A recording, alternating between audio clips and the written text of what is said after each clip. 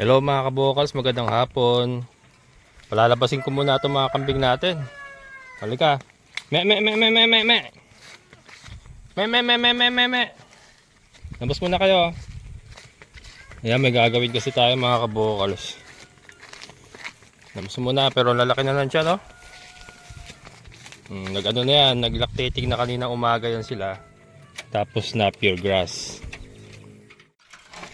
Ayan. Labas muna kayo.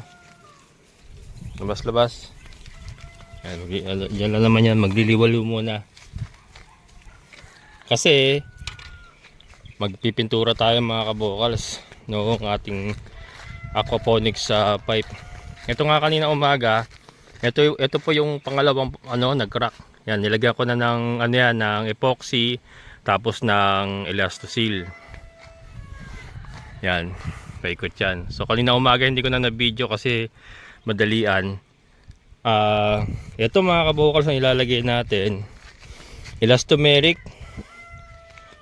Yan, shoutout kay Freddy's Treasure, may nirekomenda siya yung epoxy paint. Kaya lang nagtanong kasi ako sa bilihan, mas maganda kasi ito, nagiging siya, rubberized film. Nagiging rubber, para siyang ganito siya pag tumigas. Ganito siya pag tumigas mga kabukals. Ganito daw siya. Yan, rubberized film.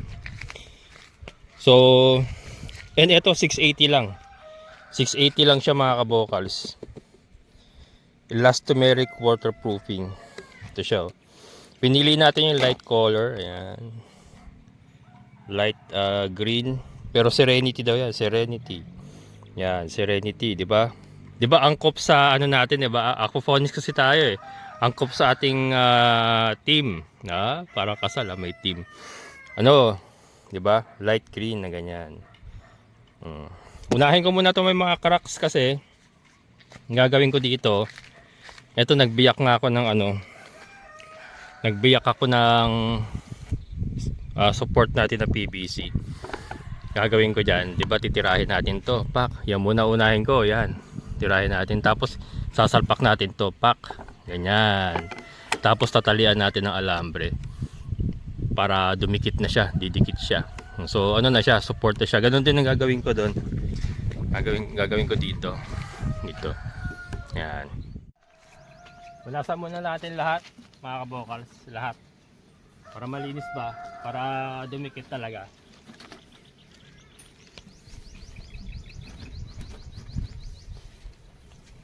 Yan, pati yung yung butas. Kakapalan natin yung butas para ma-prevent yung pag-crack.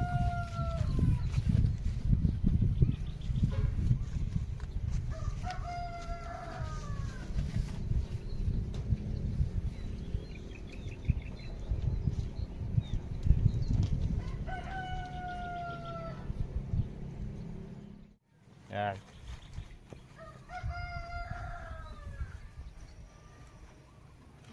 Tigas na yung nilagay ko kanina. Tigas na.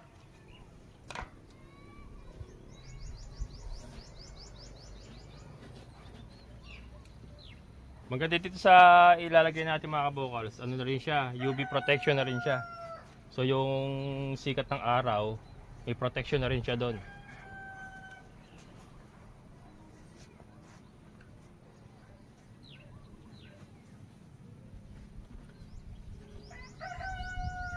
Tapos na ito, ibabalik natin yung mga bakal. Tinanggal ko muna yung mga bakal kanina. Pagkatapos na ito, pag natuyo na, ibabalik din natin bago natin patakbuhin.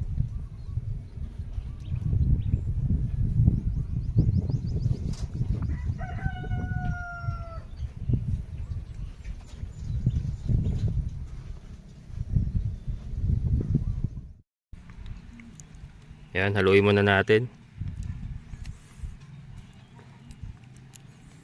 Itong puti na to, ito siguro yung parang para nagpapa-ruberize sa kanya yung kulay puti na yan.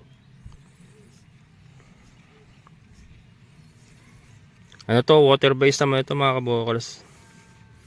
Kaya lang nilabas ko lang din yung mga kambing para sigurado. Kasi baka makakain. Malaglagan yung mga damo ba. Ah, ayun, umalo na. Oh. Umalo na yung puti sa green. Ayun, light talaga siya, light. Mas maganda rin kasi yung light na kulay. Parang nakapag-ano siya, hindi siya masyado nagiinit sa araw.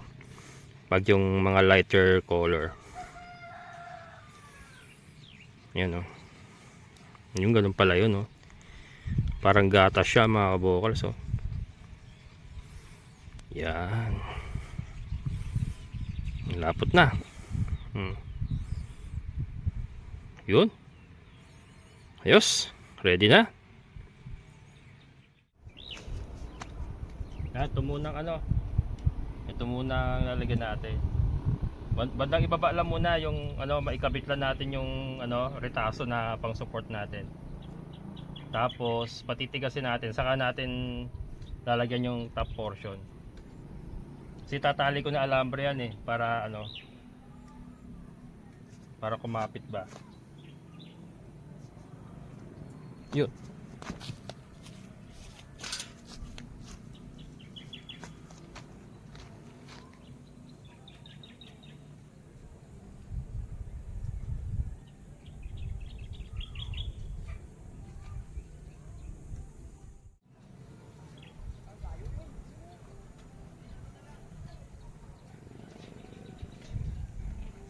Yeah. Yun. Yun mga kabokal, ayos. Kumapit.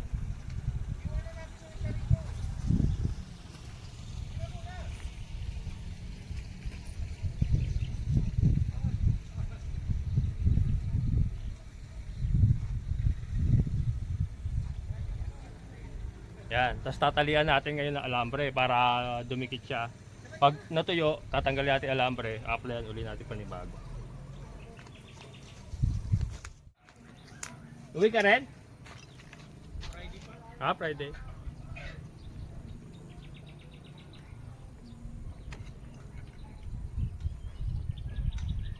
Ayos sa siguro to?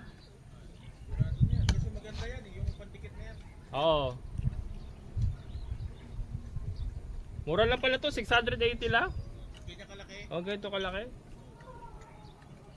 Mas makakatipid ka kaysa doon sa mga sachet.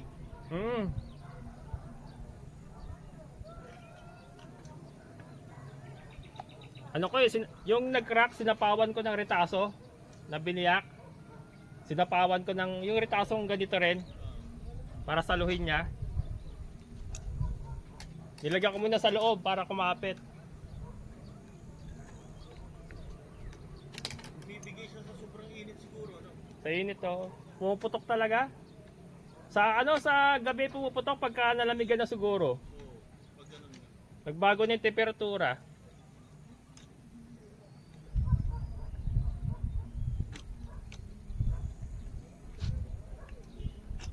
Marami na itlog. Marami na. Bagsak presyo daw itlog ngayon ah. Sabi. Pero sa inyo hindi na maramdam. Hindi.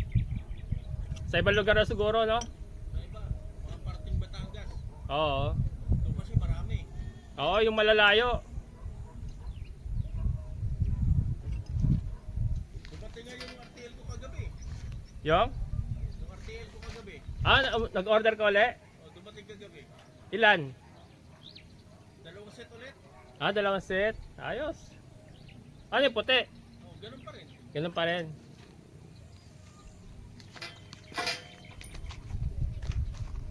Yan.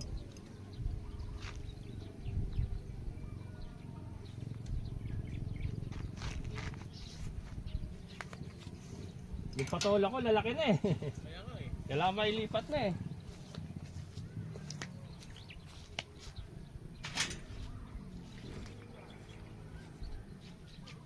Ganda niya na idol pag gumapak na.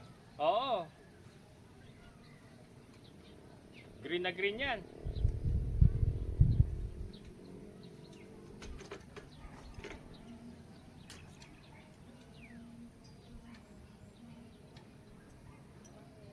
Grabe init, no? Grabe. Lalo na doon, mataas ka ron eh.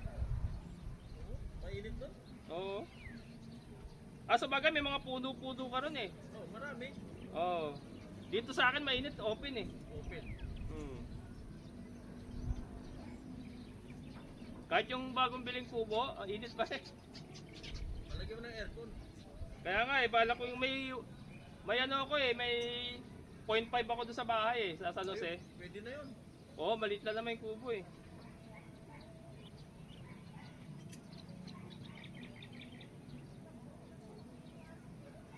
Eh, may cooler kayo doon. Wala. Ay, di natutunaw din kagad yung yelo. Sa may ano lang, yung styrobox. Ay, Starbucks. Pwede na yun. Tapos yung iba, diretso na sa tubig. Ah, sa pitchel. Oo.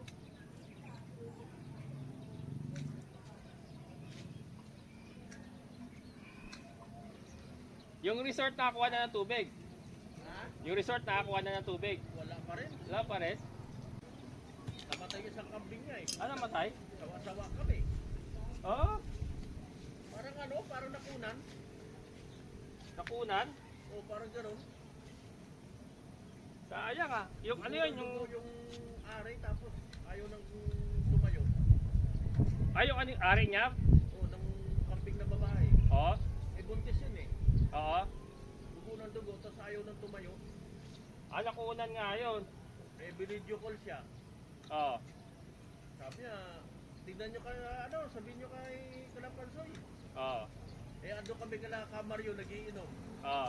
Sabi ni Kamaryo, Ah, sabi na bahala dyan. sigurado na. Sarap. Taba pa naman. Papa. Oh, kabibili lang niya eh, no? Hmm.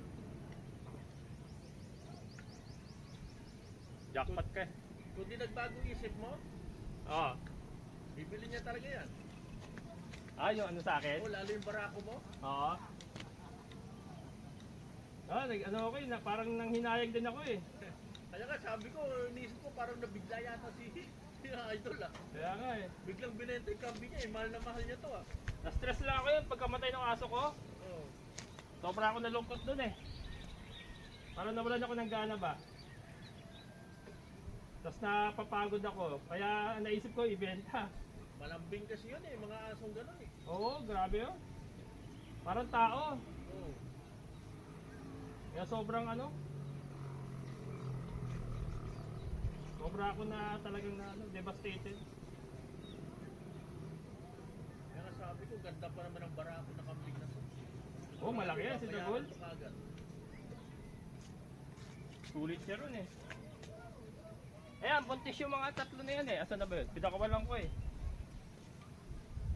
Si Dagol lang tatay niyan.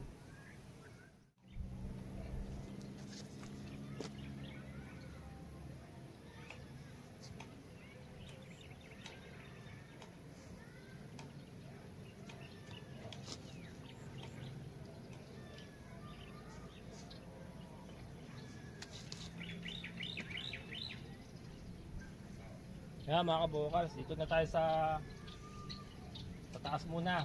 Unahin ko yung taas, pababa.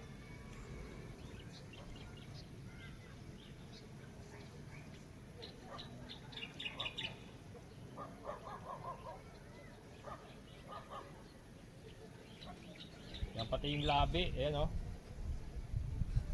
Yung labi ba?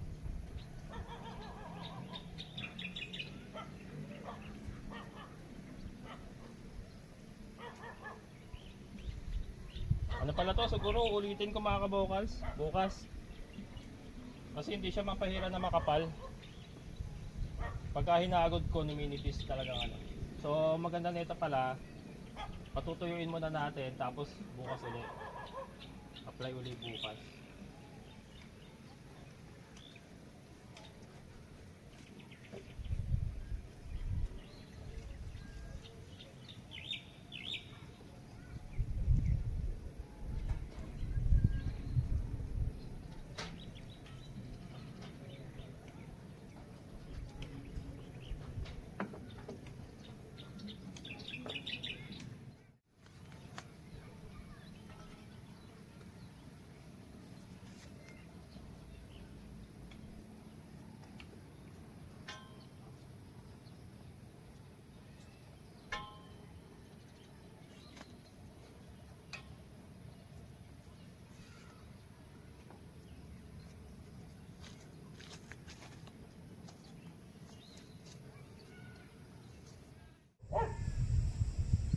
Mga kabokals, ginabi na.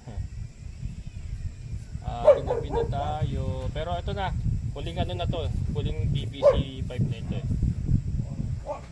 Tapos bukas ulitin ko to.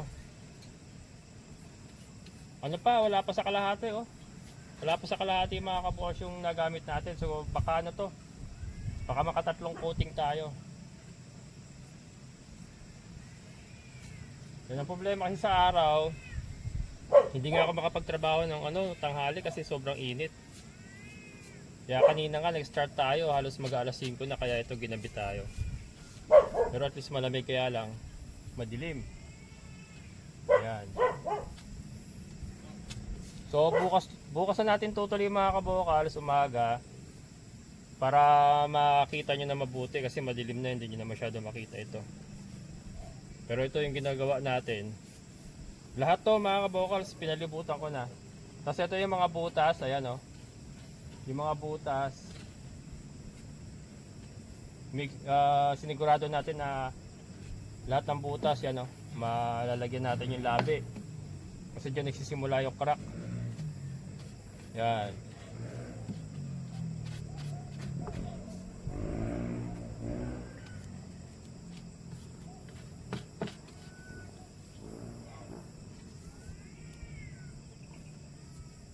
Bukas, mas ano na to, mas mapapahira na ng ano to. Mas mapapahira na ng makapal kasi magaspang na. Ngayon kasi makinis, kaya ano, pag hinagod natin numinipis. Bukas to mas makapal-kapal na to. Kaya mga kabukas, tutuloy natin bukas kasi madilim na rin. Bukas sa umaga. Yan, sana matapos ko bukas. Hello mga kabokals, agahan na natin kahit mainit pa. Kagabi kasi ginabi tayo. So ito nga po yung napinturahan natin kagabi. Ayan. Magsi second coat tayo. Ano, ganda rin pala ng kulay mga kabokals oh. Ayan. Second coating tayo ngayon. Ito mga kabokals yung nag-crack. Kung mapansin nyo, hindi ko na yata ipakita kahapon ito. 'Di ba nilagyan natin ng epoxy, tapos may elastosil yan, tapos itinapal natin itong retaso yan mga kabokals, ewan kung kita nyo pa, retaso yan, tapos tinalian natin ng alambre, dalawa, parang nilagyan natin ng clamp na alambre, and then yung alambre sinama natin sa pintura, yan, para hindi siya kalawangin. Yung alambre na yan, tatagal na yan. Ito yung isa, ito, ganun din. So may retaso, tapos may clamp siyang alambre. Ayan po. And then papahira natin ng elastosil. Ng elastomeric yan to. So yan, tutuloy natin mga kabokals. Baka hindi ko na videohan para mabilis, pero ito, mag-a-apply na ako ng second coating.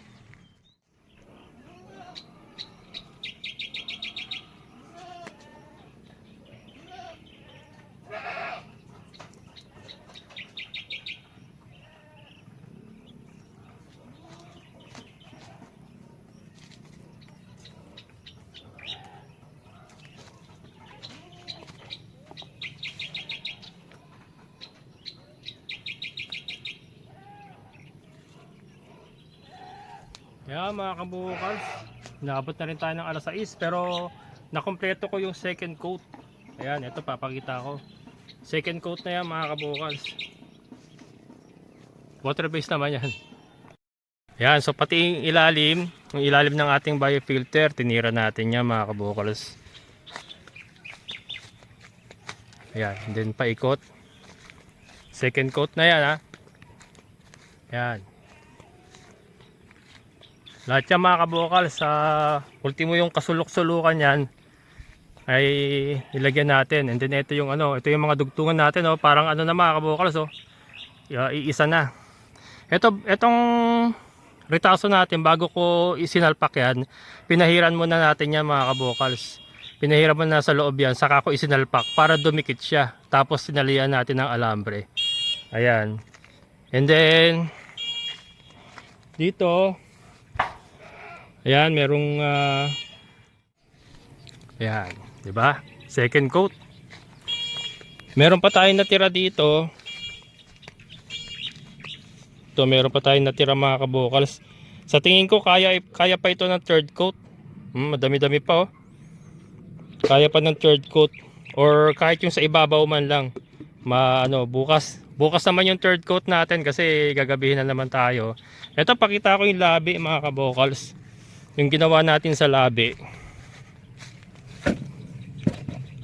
'Di ba dito nagsisimula yung crack mga kabokals? Ayan oh. So makita nyo yung labi niya, pinahiran din natin yan. Second coat na rin yan. Yan. Ayan o. Diyan nagsisimula yung crack eh. So pinahiran natin. Ito mga kabokals, ano to? Elastomeric nga siya. Pag tumigas siya para siyang goma. Para siyang goma rubberized. So ito, yung PVC natin, hahawakan niya yan. Ang purpose niya, kaya itong ginamit ko, hahawakan niya. At the same time, ito po ay UV protection. So protection siya sa araw para hindi siya lumutong. At the same time, gawa ng rubberized nga siya pag tumigas na. Hahawakan niya ngayon yung PVC para hindi mag-crack. Yan. Sana sana hindi mag-crack. Sana mahawakan niya. Pero yung ano, kasi makapal na oh. Medyo makapal na yan mga kabokal. So dahil second coat na yan eh. Bukas magta-third coat pa tayo. Pero hindi na natin separate vlog na lang po siguro yung third coat natin. Tapos ayan yung mga tubo natin, ibabalik natin yung mga tubo natin. Na suporte nila, ibabalik yan. Pagka natapos na tayo sa pagpipintura, susuportahan uli natin ang tubo yan. And then tignan natin kung kailangan pang tukuran, kung kinakailangan pa. Pero kung nakita ko naman stable na, hindi na kailangan tukuran, kahit wag na. Ano naman yan mga kabokals, hindi naman puno ang tubig niyan. Hanggang dito lang po tubig niyan. Kasi baka iniisip nyo puno yung tubig. Hindi, hanggang dito lang po tubig niyan. Ayun o, hanggang dyan lang po tubig niyan. Ayan o, kasi nga lumalabas na po dito yan. So hindi po puno ng tubig yan. Hanggang dito lang po level ng tubig niyan o. Ayan.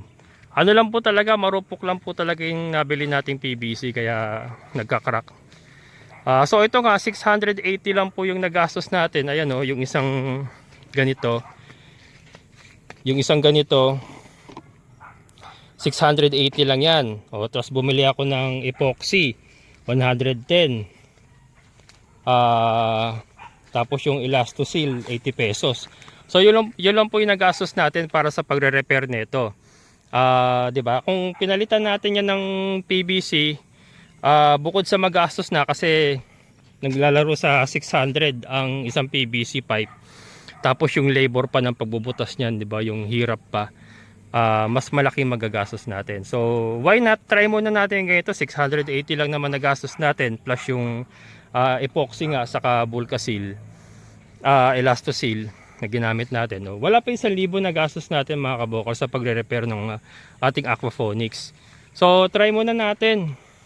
'Di ba? There's no harm in trying naman kasi nakatayo naman na siya eh. 'Di ba? Nakatayo naman na siya. So wala naman pong kaso yung kung subukan lang po muna natin itong elastomeric paint. Wala naman po tayong masyadong hirap na ginawa. And wala naman po tayong masyadong gastos na ginawa. Kung bumigay pa rin siya, kung bibigay pa rin siya, that's the time na siguro palit na tayo talaga ng PVC pipe. Ganun na po ang mangyayari niyan. Pero sa ngayon yun lang po muna. Ayan mga kabokals, hanggang dito na lang. So sana bukas matapos ko na para mapatakpo na uli natin. At yung mga patola lumalaki na lumalaki ron, sayang naman. So maraming salamat mga kabokals. Amazing na buhay.